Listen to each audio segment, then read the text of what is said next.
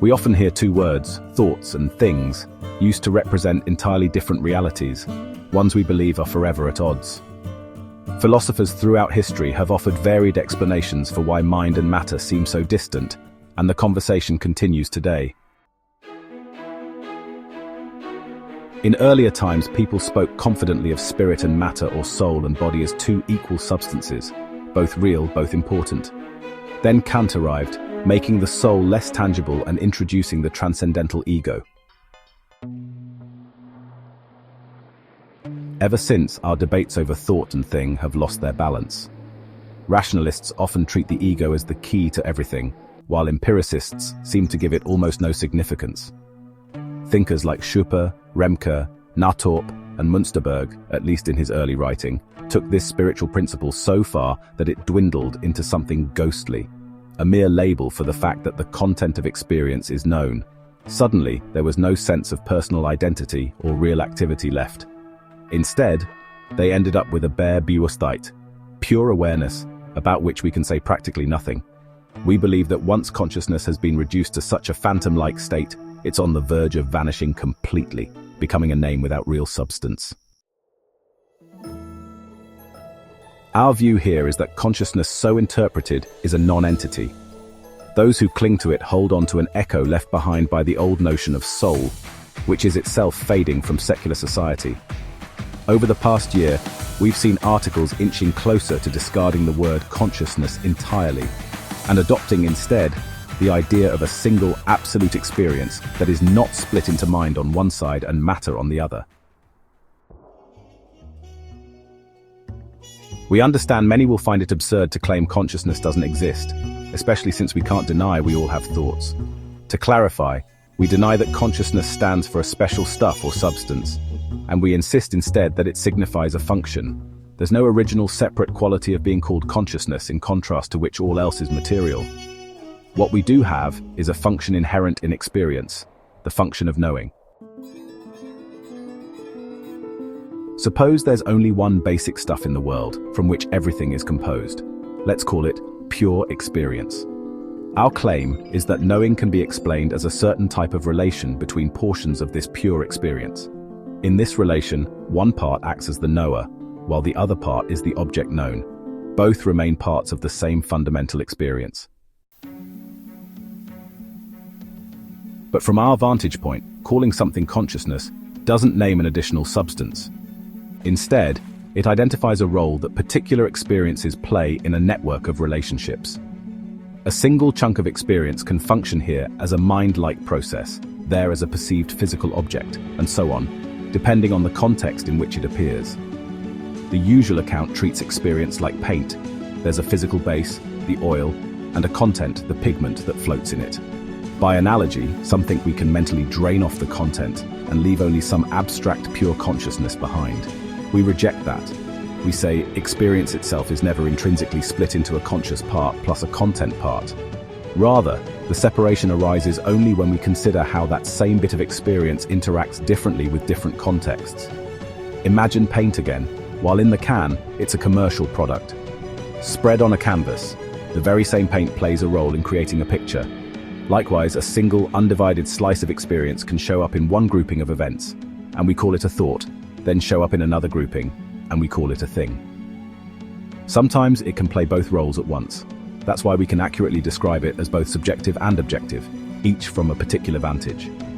This idea can be traced back to Locke, who used idea to mean both mental representation and the object of representation, and to Berkeley, who argued that what ordinary people call reality is effectively the same as ideas.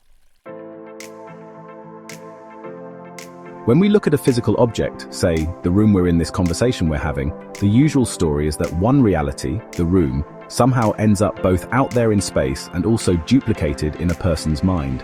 Psychologists have never been comfortable with how one item can be in two places. Representative theories try to fix it by saying the mind has an image, but that approach breaks from common sense, which directly experiences the real object. Our approach says the experience of the room is a single event, bridging both what we label inner and outer. In the realm of pure experience, there's no puzzle of how it can be in two places. That puzzle appears only if we start by splitting the world into mental and physical substances. This principle doesn't apply solely to concrete sensations. It also extends to concepts, memories, and even fantasies.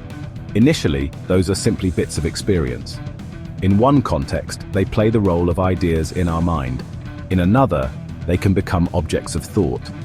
For instance, if we recall a room we once visited, that memory is a single chunk of pure experience that can serve as a mental state.